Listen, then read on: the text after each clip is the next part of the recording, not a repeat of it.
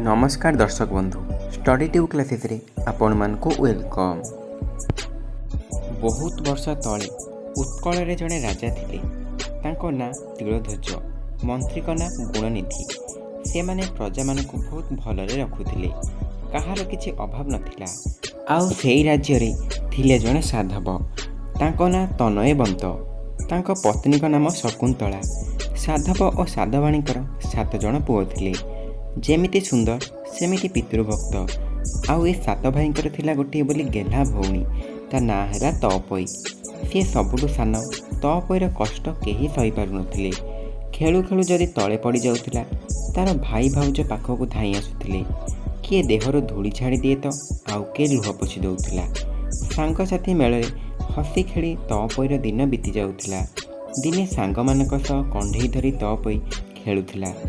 एतिकी बेले सेठी आसी पहुँचला विधवा ब्राह्मणी। से बहुत दुष्ट, ता मनरे खाली खराब चिंता। विधवा ब्राह्मणी तपई को कहिला, आलो तू एते बड़ साधवगर झियो, तू ए छुआंक सांगरे खेलुछु। मो बाप जदि तो बाप परी धनी होता मु सुना कंढेई खेली थांती। एक कथाटा तपई को बहुत बाधिला। तपई सीधा आसी घरे शोई पड़िला। तपई कांदिबाकु लागिला। रातिरे खाइबा बेले साधव पुओ माने तपई को खोजिले। तपई काई सी न खाइले मु केमिति खाइबी। सबु भाउज और भाई एघर से घर सबुआड़े तपई को खोजिले। शेषरे सभा सान भाउज जाई देखे तो तपई कांदुछि। कथा कौन ହେଇଛି आम झीर। जीए जेते पचारिले तपई काहाकू किछि कहिला नाही। सी सेमिति बसी थाए। से सान भाउज को कहिला, बापा को कुह मते सुना कंढेई देबे, मु किछि खाइबिनी। साधव एक कथा सुनी हसिकी कहले, एई कथा मु काली बणियाकु डाकुछि। 2 दिन से सुना कंढेई तैयारी करदेब। तपई एक कथा सुनी खुशी हो गला। ता परदिन साधव घरे आसी पहुँचिले बणिया। तापरे सुना कंढेई काम आरंभ करागला। सुना कंढेई अधा गढ़ा हेछि। साधवंक मृत्यु हैला। बापा मरिबार दुख सरीनी। कंढेई जेतेबेले गढ़ा सरिला, साधवाणी भी मरीगले। तपईर दुख आउ देखे कि कांदी कांदी ता दिन बीतबारे लागिला। एमिति किछि दिन गला परे भाई माने बणिज करबाकू बाहरिले। 7 भाई सेमानक स्त्री मानकु डाकी कहिले, आमे बणिज करबाकू जाउछु।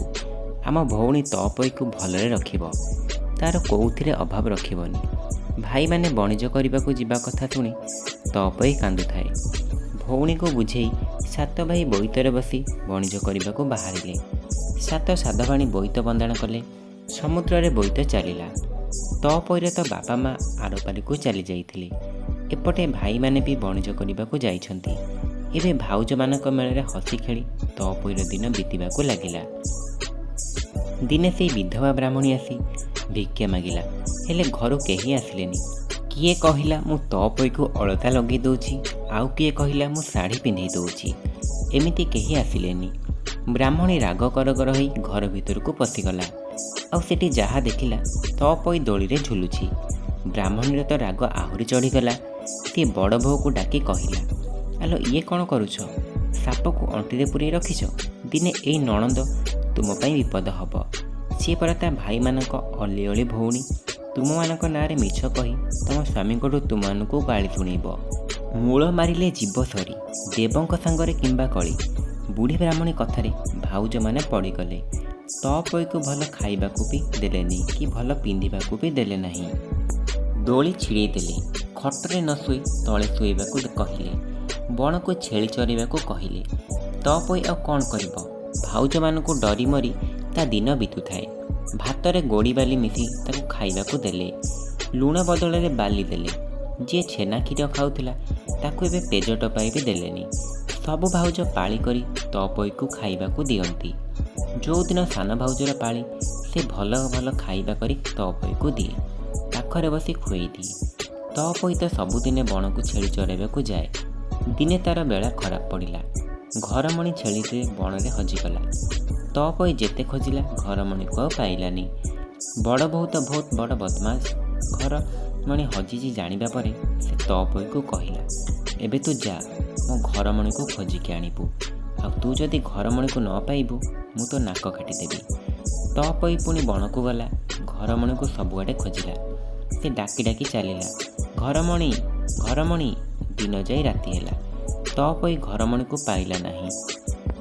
ତଅପୋଇ ଆକୁଳରେ ଡାକୁଥାଏ, ହେ ମା ମଙ୍ଗଳା, ମୋତେ ରକ୍ଷା କର। ଏମିତି ଚାଲି ଚାଲି ଯାଇ ସେ ଦେଖିଲା କେତେ ଗୁଡ଼ିଏ ଝିଅ ଗୋଟେ ଗଛ ମୂଳେ ମା ମଙ୍ଗଳାଙ୍କୁ ପୂଜା କରୁଛନ୍ତି।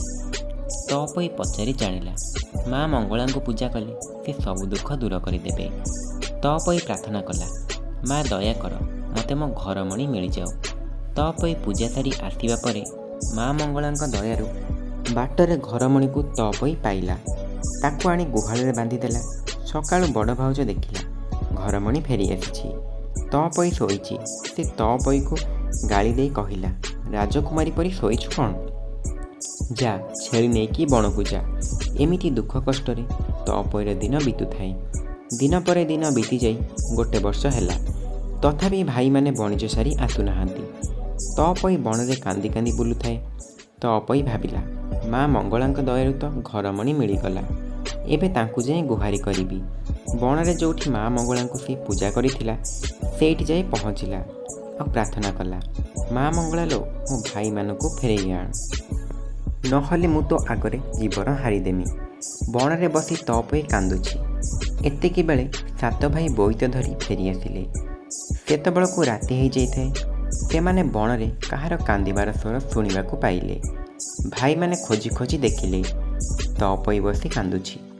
ଭାଇମାନଙ୍କୁ ଦେଖି ତଅପୋଇର ଜୀବନ ବସିଲା। ତା ଭାଉଜମାନଙ୍କ କଥା ସବୁ କହିଲା। ଭାଇମାନେ ସବୁ ଶୁଣିଲେ। ତାପରେ ତଅପୋଇକୁ ସାନ୍ତ୍ୱନା ଦେଇ ତାହାର ଗୋଟିଏ ଖଣ୍ଡା ଧରେଇ ଦେଲେ। 7 ବୋହୂ ଏବେ ଆସିଲେ ବୋଇତ ପାଖକୁ ସ୍ୱାମୀମାନଙ୍କୁ ବନ୍ଦେଇ ସ୍ୱାଗତ କରି ନେବାକୁ। ଭାଇମାନେ ମନ କଥା ମନରେ ରଖି କହିଲେ, ଯାଅ, ବୋଇତରେ ଦେବୀ ଅଛନ୍ତି, ତାଙ୍କୁ ଜଣ ଜଣ କରି ବନ୍ଦାଅ।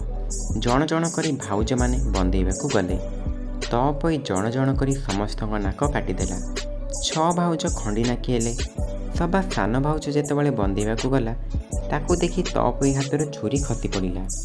ସାନ ଭାଉଜ ଶ୍ରଦ୍ଧାରେ ତାକୁ କୋଳେଇ ନେଲା। ସମସ୍ତେ ଖୁସି ମନରେ ଘରକୁ ଫେରିଲେ। ଖଣ୍ଡି 6 ବୋହୂ ଲାଜରେ ଯାଇ ବଣରେ ମଲେ। ମା ମଙ୍ଗଳାଙ୍କ କୃପାରୁ ତଅପୋଇର ଖୁସିର ଦିନ ଫେରିଆସିଲା।